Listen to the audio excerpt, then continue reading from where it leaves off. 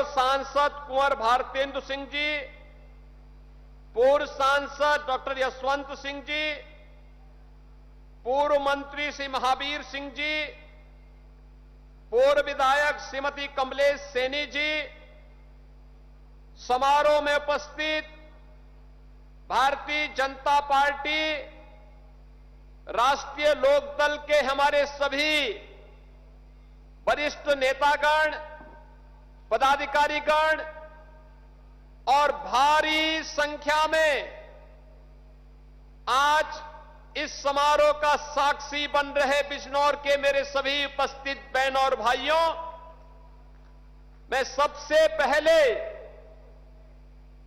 धर्म एव हतो हन्ति धर्मो रक्षति रक्षितः इस बात की उद्घोष करने वाले महाभारत के एक अमर गाथा के साथ बड़े स्मरणीय रूप से जिनका स्मरण किया जाता है, ऐसे महात्मा विदुर से जुड़ी हुई बिजनौर की इस पावन धरा को मैं नमन करता हूं और आप सभी का मैं हृदय से अभिनंदन करता हूं। बहन और भाइयों,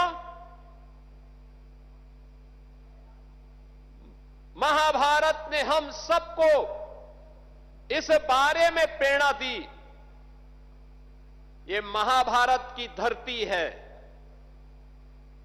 और महाभारत हमें इस बात के लिए प्रेरित करता है कि जो धर्म की रक्षा करता है, धर्म उसकी रक्षा करता है, लेकिन जो अपने स्वार्थ के लिए धर्म को नष्ट करता है, वह धर्म उसे भी नष्ट कर डालता है। और यही उद्घोषणा आज दुनिया के अंदर अक्सर साबित हो रही है।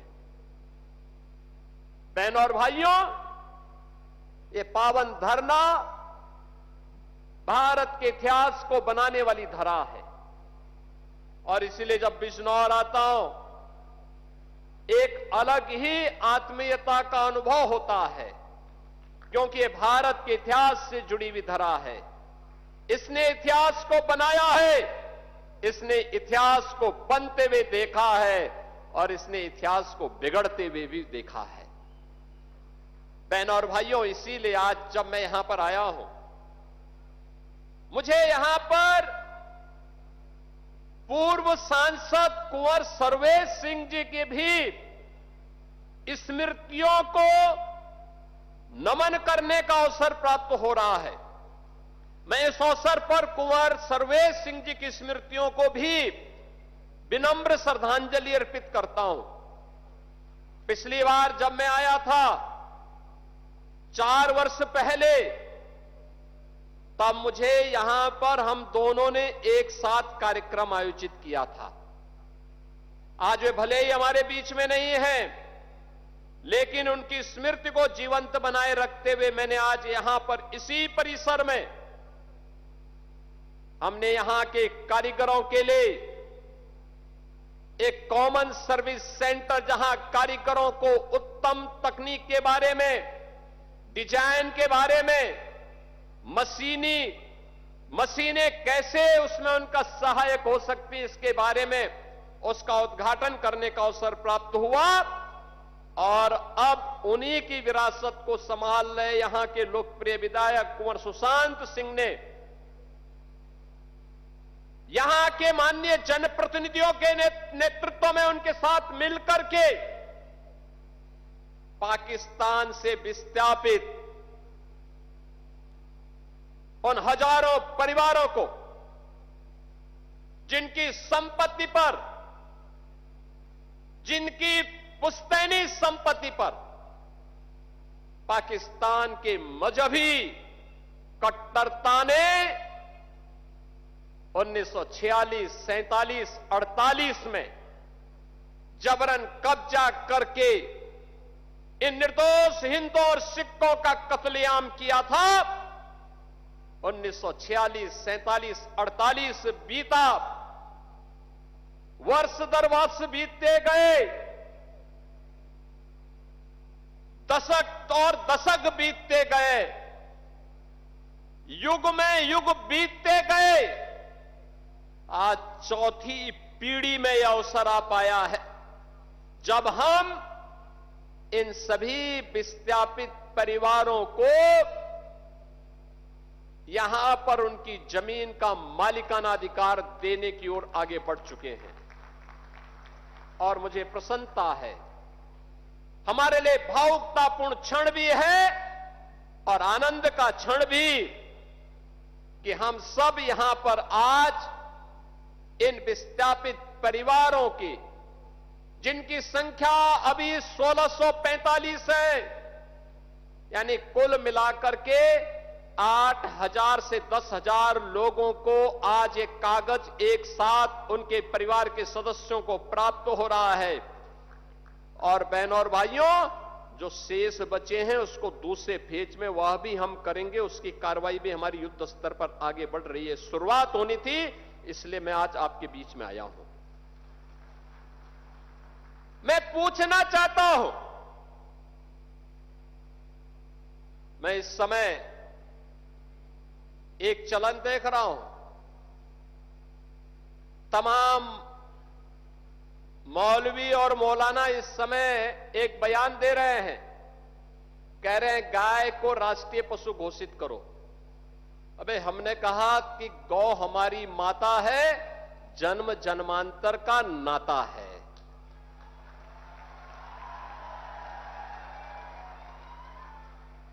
क्या मां और पुत्र के बीच में कुछ घोषित करने की आवश्यकता पड़ती है क्या? क्या किसी पुत्र को बताने की आवश्यकता पड़ती है कि तुम्हारी मां है, इसका सम्मान करो?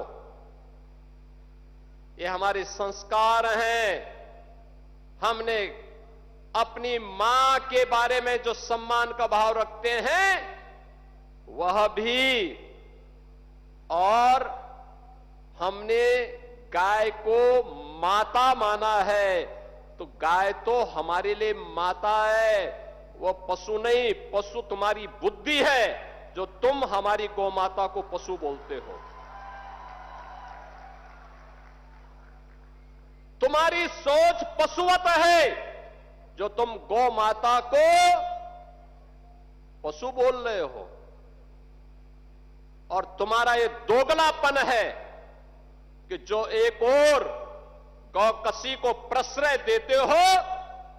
मैं देख रहा था बकरीद में तमाम उनके चेले चपाटे अपने सोशल मीडिया हैंडल पर बकर ईद पर गौ माता का चित्र दिखा करके कह रहे थे कि बकर ईद की बधाई दे रहे थे। लेकिन मैं उनको बोलना चाहता हूं, यूपी में गौ हत्या का मतलब जान रहे हो ना क्या होगा? वो जान रहे हो? तो अगर जान रहे हो तो फिर अपने चेले चपाटों को समझा लो, नहीं तो कई कई पीढ़ियां याद करेंगी गौ माता के साथ किसी भी प्रकार की कोई हिमाकत की। तो मैं पूछना चाहता हूं, ये वही लोग हैं जो हमारी गौ माता को कह रहे हैं कि राष्ट्रीय पशु नहीं। अरे गौ माता तो स्वघोषित राष्ट्र माता है, उसको किसी को राष्ट्र माता घोषित करने की आवश्यकता नहीं। वैसे ही जैसे हमारी माता के बारे में किसी को परिचय देने की आवश्यकता नहीं पड़ती, जैसे गंगा माता के बारे में किसी को परिचय देने की आवश्यकता नहीं। हम सब गंगा माता की आरती करते हैं, गंगा पूजा करते हैं, अपने साथ गंगा पुत्र जोड़ करके अपने को सम्मानित महसूस करते हैं। हमारे तीर्थ मां गंगा के तट पर हैं, हमारे सारे संस्कार मां गंगा के तट पर संपन्न होते हैं। क्या कोई हमें बताएगा कि गंगा हमारी माता है? ये स्वतः स्फूर्त घोषित है, किसी आक्रांता कोई बताने की आवश्यकता नहीं। ये हमारे संस्कार हैं। हमने गौ को माता माना है, हमने गंगा को माता माना है, इसमें नहीं।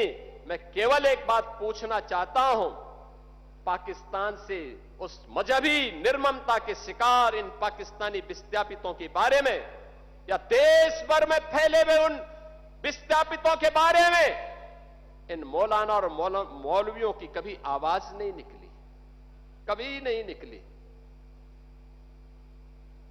कितना अच्छा होता ये बोलते कि इनकी संपत्ति को वहां पर उन कट्टरपंथियों ने कब्जा किया है, या वक्फ के नाम पर जिन्होंने यहां के हिंदुओं की जमीन को कब्जा किया है, इन विस्थापितों को हम दे रहे हैं, फ्री में देने की घोषणा करते तो हम मानते कि हां ये कुछ इनकी कुछ संवेदना है, लेकिन नहीं। और दोगला चरित्र जो होता है ना, यही होता है, मुंह में कुछ और पीछे कुछ। अब ये देश ये सोचने वाला नहीं है, इसके बारे में किसी प्रकार का कोई वो नहीं करने वाला है। एक भी मौलवी ने, एक भी मौलाना ने, जब बांग्लादेश में हिंदुओं का कत्लेआम हो रहा था आज से 6 महीने पहले, 1 वर्ष से लगातार चल रहा था, और जो आंकड़े यहां पर अभी कुंवर सुशांत सिंह ने आपके सामने प्रस्तुत किए, कहां 22% हिंदू आज घट के 7% बांग्लादेश में रह गया। कहां पाकिस्तान में 14% हिंदू मात्र 2% रह गया। ये मौलाना और मौलवी कभी पाकिस्तान या बांग्लादेश की सरकारों की निंदा नहीं करते, कभी नहीं करते। अरे थोड़ा जुमे की नमाज में एक बार यही घोषणा कर देते कि पाकिस्तान घटिया स्तर पर काम कर रहा है, भारत का दुश्मन है, भारत के दुश्मन को उसके ठिकाने पे जाकर के भारत के बहादुर जवान ठीक कार्य कर रहे हैं, कुछ नहीं। और इसीलिए मैं कह रहा हूं, इसीलिए सरकार ने घोषित भी किया है, आपने देखा होगा बकरीद के अवसर पर किस किस प्रकार की हरकतें हो रही थी।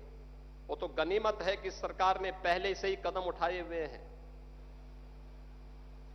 तब शांतिपूर्ण तरीके से पर्व और त्योहार हो पा रहे हैं। नहीं तो पश्चिमी उत्तर प्रदेश में तो गनीमत थी जी, सबके बारे में बड़ा मुश्किल होता था। रामनवमी, शिवरात्रि, जन्माष्टमी, दुर्गा पूजा, कावड़ यात्रा, ये सब सपने हो गए थे। बेटी स्कूल नहीं जा पा रही थी, व्यापारी सुरक्षित नहीं रह पा रहा था।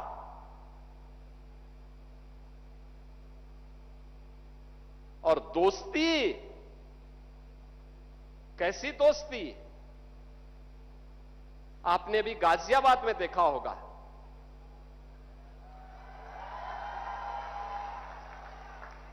दोस्ती की आड़ में छुरेबाजी, स्वीकार्य नहीं और कतई स्वीकार्य नहीं होगा। अगर कोई अपनी नालायक औलाद को समझा नहीं पा रहा है तो समझो कि गलती कर रहा है, गलती कर रहा है। याद रखना, हमारी संवेदना सामान्य नागरिकों के प्रति है। प्रधानमंत्री मोदी जी के नेतृत्व में पिछले 12 वर्ष में बिना भेदभाव के शासन की योजना का लाभ हर तबके को प्राप्त हुआ है। न जाति देखी गई, न क्षेत्र देखा गया, न भाषा देखी गई, न मत देखा गया, न मजहब देखा गया। सबका साथ और सबका विकास, योजनाओं का लाभ, विकास की योजनाएं बिना भेदभाव के, बिजली बिना भेदभाव के,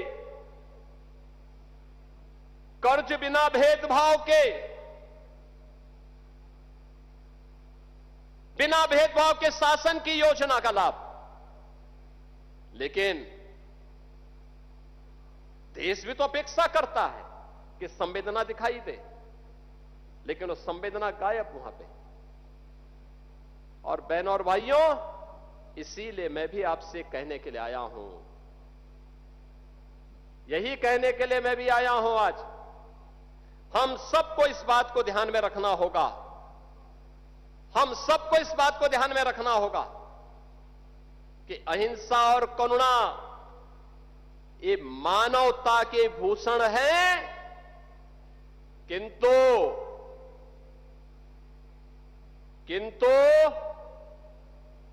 शस्त्र उठाना होगा अगर सामने खरदूषण है। भगवान कृष्ण ने भी यही कहा था, परित्राणाय साधूनाम विनाशाय च दुष्कृताम। सज्जनों के लिए ही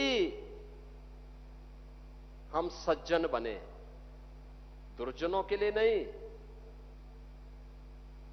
भगवान राम ने भी वही किया था, निस्सरहीन करो मही भुज उठाए प्रण कीन।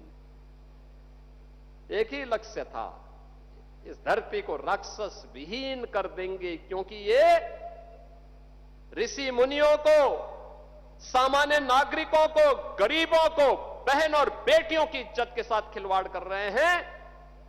इनसे लड़ना होगा, इनसे निपटना होगा। देश के खिलाफ द्रोह करने वाले लोगों के प्रति उतनी कठोरता के साथ, उतनी निर्ममता के साथ लड़ने के लिए तैयार होना होगा। और आज का इस समारोह जो यहां पर हो रहा है, बहनों और भाइयों, उसी का हिस्सा है। एक संदेश देने का कार्यक्रम है। ये 1645 परिवार, जिसके माध्यम से लगभग 8 से 10 हजार की आबादी लाभान्वित होने जा रही है। इसमें पाकिस्तान से विस्थापित हुए लोग हैं, जिन्हें आजादी के बाद और आजादी के पहले पाकिस्तान से जबरन निकाल दिया गया, उनकी संपत्ति को कब्जा कर दिया गया। पूर्व सैनिक हैं, जिन्हें यहां पे सरकार ने लैंड आवंटित की थी, लेकिन उस लैंड आवंटन के फलस्वरूप उन्हें कभी यहां पर जो लीज डीड हुई थी, वह उनका मालिकाना अधिकार का हिस्सा नहीं बन पाया। आप सोचो ना, कितना पुराना, 75 साल, 80 साल बीत गए। 25 साल की एक पीढ़ी होती है, 3-3 पीढ़ी चली गई, कोई प्रोत्साहन नहीं। क्या कर रहे थे कांग्रेस के लोग, क्या कर रहे थे सपा के लोग, क्या कर रहे थे अन्य लोग? किसी के मुंह पे, सबके मुंह पे लगाम था। दूसरा, इनके दोहरे चरित्र को देखना हो तो सोचो, ये कार्यक्रम इसलिए संभव हो पाया है क्योंकि देश के यशस्वी प्रधानमंत्री श्री नरेंद्र मोदी जी ने और यशस्वी गृह मंत्री श्री अमित शाह जी ने देश के अंदर सिटीजनशिप अमेंडमेंट एक्ट पास करके सुनिश्चित किया कि पाकिस्तान, बांग्लादेश, अफगानिस्तान, इन सभी देशों में जो भी हिंदू, सिख, बौद्ध, जैनी, इन सबको विस्थापित करके भारत में भेज दिया। और भाग करके वे भारत में आए हैं, शरण लेने के लिए भारत में आए हैं। 5 वर्ष अधिक का समय हो गया है, तो उन्हें हम भारत की नागरिकता देंगे। याद करिए, एक्ट मोदी जी ने पास करवाया। उन हिंदुओं के लिए दुनिया के अंदर हिंदू, सिख, बौद्ध, जैनियों पर अत्याचार होंगे, कहां जाएंगे ये लोग? कहां जाएंगे? भारत में आएंगे। लेकिन भारत में कांग्रेस ने विरोध किया कि नहीं, इनको नागरिकता नहीं मिलनी चाहिए। ये बांग्लादेशी घुसपैठियों को नागरिकता देने वाले पापी हैं। ये भारत के खिलाफ द्रोह करने वाले अपराधियों को सम्मानित करते हैं। भारत का विभाजन करने वाली मुस्लिम लीग के साथ मिलकर के केरल में सरकार बनाते हैं, लेकिन हिंदुओं, सिखों, जैनियों और बौद्धों को मिलने वाले अधिकार में इनको ऐतराज था। ये कांग्रेस ने देश का विभाजन करवाया, इनके पाप के कारण देश का विभाजन हुआ। और देश का विभाजन होने के बाद जो पीड़ित हिंदू, बौद्ध, सिख, जैन यहां आए, उनको कहते हैं इनको नागरिकता नहीं मिलनी चाहिए। आंदोलन किए, बड़े बड़े धरने प्रदर्शन किए, बड़े बड़े प्रदर्शन किए इन लोगों ने। समाजवादी पार्टी, उसने भी प्रदर्शन किए, कहां नहीं होने देंगे। और मोदी जी ने भी ठाना था और हमने भी ठाना था कि हम होंगे, इसको जरूर करवाएंगे, जरूर करवाएंगे। और बहनों और भाइयों, आज मुझे अति प्रसन्नता है कि प्रधानमंत्री जी के इस विजन को आज हम यहां पे धरातल पर उतारने के लिए आपके बिजनौर की धरती पर आए हैं, बड़ापुर की धरती पर यहां पर आए हैं।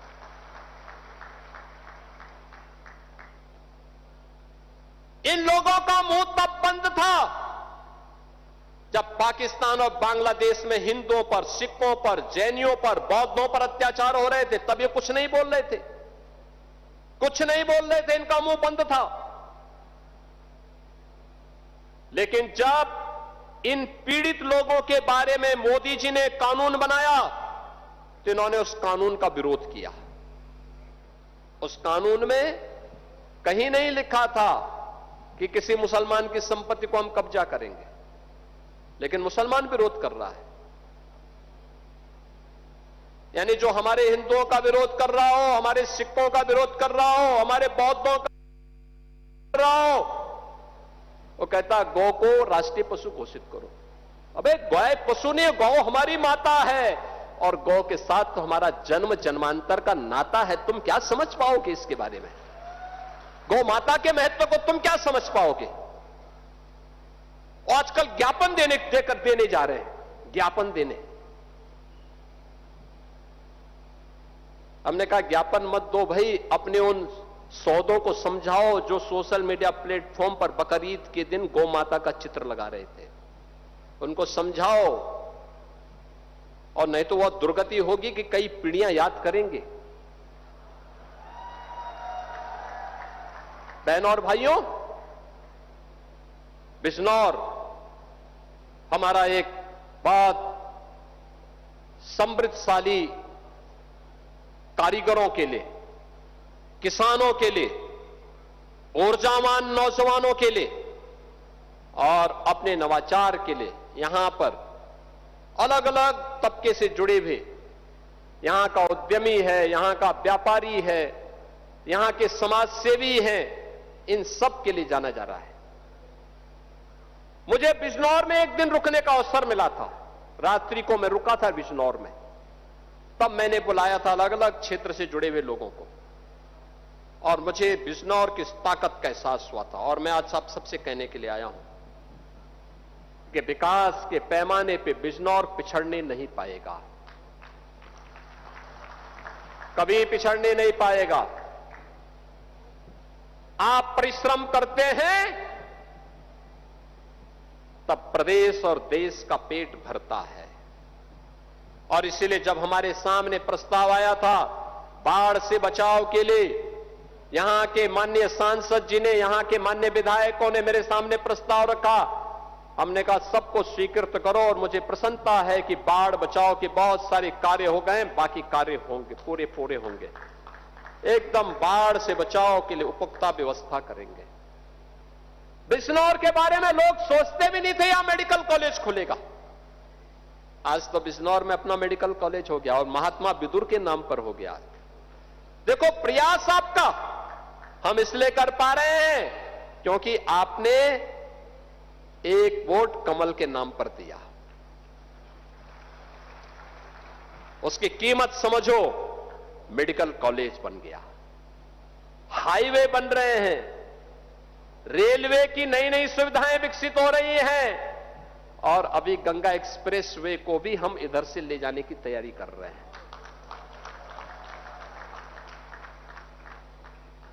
बहनों और भाइयों, ये विकास यही परिवर्तन लाएगा, यही परिवर्तन लाएगा। हर एक तबके के लोगों को नई सुविधाएं दी जा रही है। युवा के लिए नौकरी है। बिजनौर से हजारों नौजवान उत्तर प्रदेश पुलिस में भर्ती हुए। पहले भर्ती के नाम पर क्या होता था, भाई भतीजावाद देखा जाता था। चेहरा देखा जाता था, पैसा मांगा जाता था। आज यहां का हट्टा कट्टा नौजवान जो दौड़ता है, प्रैक्टिस करता है, जब पुलिस की भर्ती आती है, कोई माई का लाल नहीं जो उसको भर्ती होने से रोक सके। और ये भर्ती की प्रक्रिया में यहां का नौजवान भी भर्ती होता है। और चाहे पुलिस आरक्षी का हो या सब इंस्पेक्टर का हो या डिप्टी एसपी का, कुछ लोग परीक्षा पास करके, कुछ लोग अंतर्राष्ट्रीय स्तर पर अच्छे स्पोर्ट्स में मेडल लेकर के देश के गौरव को बढ़ाने का काम करते हैं। उत्तर प्रदेश सरकार उनको सीधे डिप्टी एसपी और अन्य पदों पर नियुक्ति देती है। बिजनौर के नौजवान भारी पैमाने पर उससे लाभान्वित हो रहे हैं। अब नौकरी में कोई कट नहीं, नौकरी में कोई सिफारिश नहीं, नौकरी बिजनौर के नौजवान का भी अधिकार नौकरी पर है, कोई उसको रोक नहीं सकता है, कोई रोक नहीं सकता। विकास पर बिजनौर का भी अधिकार है। गरीब को आवास उपलब्ध करवाए जा रहे हैं। कारीगरों के सम्मान के लिए यहां पर कॉमन सर्विस सेंटर किस रूप में स्थापित किए जा रहे हैं, आप जाके देखिए क्या उन्नत कला है। कैसे हम अपने प्रोडक्ट को एक्सपोर्ट लायक बना सकते हैं, यहां पर है। आज यहां बिजनौर जिले में वो भी उपलब्ध हो रहा है। आज यहां पर प्रत्येक क्षेत्र में कुछ ना कुछ नया हो रहा है। और यहां पर अभी सुशांत सिंह मुझे बता रहे थे कि मंडी के लिए जमीन उन्होंने आरक्षित करवा दी है। तो मैंने कहा पैसा तो हमारे पास है ही, हमें जमीन मिले, हम तो पैसा देने को तैयार हैं। यानी सरकार प्रोएक्टिव होकर के आपके साथ खड़ी है, आपके साथ खड़ी है, आपको सम विषम परिस्थितियों में हर प्रकार का सहयोग करने को तैयार है। और ये मंडी बनकर के रहेगी, ऐसे ही बनकर के रहेगी जैसे 1645 लोगों को पट्टा हमें आज उपलब्ध करवा रहे हैं। बहन और भाइयों, मैं आप सबसे यही अपील करूंगा, आपने जो भी प्रस्ताव हमारे सामने भेजे, शासन के सामने भेजे, सरकार ने सबको किया। मेरे सामने आया था प्रस्ताव, यहां के सभी माननीय जनप्रतिनिधिगण, माननीय सांसदगण, माननीय विधायकगण, किसान यूनियन के कुछ पदाधिकारी, आरएलडी के अध्यक्ष चौधरी जयंत सिंह जी, चौधरी भूपेंद्र सिंह जी हमारे प्रदेश अध्यक्ष थे। इन सभी लोगों ने मुझे प्रस्ताव दिया कि किसानों का गन्ने का दाम बढ़ना चाहिए। मैंने कहा बढ़ाएंगे, कहा हैंडसम होना चाहिए। हमने कहा इसको 400 रुपए कर देते हैं। बहनों बहनों, आज 400 रुपया गन्ना मूल्य का भुगतान कर रहे हैं। और याद करना, इसको और तेजी के साथ हम नई दिशा में आगे बढ़ाने का काम कर रहे हैं। यह वर्ष चौधरी चरण सिंह जी की, किसानों के मसीहा चौधरी चरण सिंह जी के 125वीं जयंती के कार्यक्रम का शुभारंभ का अवसर है, होने जा रहा है। इसे यादगार बनाने के लिए कार्यक्रम आयोजित करेंगे। पश्चिमी उत्तर प्रदेश से जुड़ी हुई चीनी मिलों को विस्तारीकरण का कार्यक्रम, उनके आधुनिकीकरण के कार्यक्रम को अपने हाथों में हम लेने जा रहे हैं। और यह तो शुरुआत है। अभी एक दिन बिजनौर में यहां की योजनाओं के लोकार्पण और शिलान्यास के लिए अलग से भी मैं आऊंगा। आज से शुरुआत थी ये पाकिस्तानी विस्थापितों के साथ, जो हमारे हिंदू भाई थे, सिख भाई थे, जैनी और बौद्ध भाई थे, इनके साथ जो अन्याय हुआ था, उस अन्याय का परिमार्जन करने के लिए, पाकिस्तान के मुंह पर तमाचा मारने के लिए हम लोग आए हैं कि नहीं, हम अन्याय नहीं होने देंगे। अन्याय हमारे बंधु बांधवों के साथ अगर करोगे, हम उन्हें शरण भी देंगे। और अगर भारत के अंदर दुस्साहस करोगे तो हमारी लखनऊ में ही अब हम लोग ब्रह्मोस मिसाइल बना करके ऐसा दागेंगे कि अस्तित्व ही समाप्त हो जाएगा। और इसलिए बहनों और भाइयों, विकास की प्रक्रिया अनवरत रूप से आगे बढ़ेगी। हमारे माननीय जनप्रतिनिधिगण जो भी प्रस्ताव बिजनौर के विकास के लिए देंगे उसे हम आगे बढ़ाएंगे।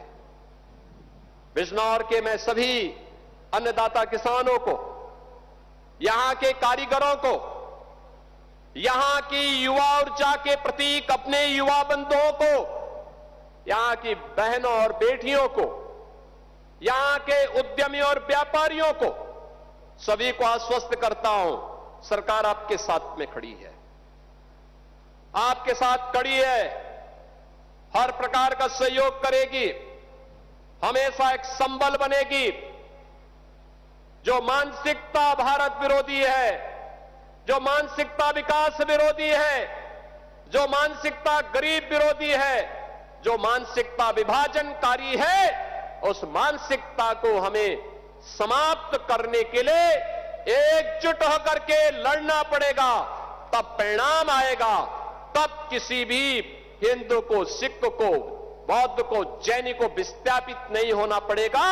यह एक सबक भी हम सब के लिए है। इस विश्वास के साथ आज मैं एक बार फिर से जिन परिवारों को आज ये अधिकार प्राप्त हो रहा है उनको बधाई देता हूं, उनके पूर्वजों की स्मृति को नमन करता हूं। जिन परिवारों की प्रक्रिया चल रही है उन्हें आश्वस्त करता हूं, ये प्रक्रिया तेजी के साथ आगे बढ़ेगी, तेजी के साथ आगे बढ़ाने का कार्य किया जा रहा है और उसको भी, उन्हें भी यह अधिकार पत्र देने के लिए एक दिन जरूर हम लोग पहुंचेंगे। इस विश्वास के साथ मैं एक बार फिर से आप सभी को हृदय से यहां पर उपस्थिति के लिए बधाई देता हूं, अपनी शुभकामनाएं देता हूं। धन्यवाद। जय हिंद, जय जय श्री राम।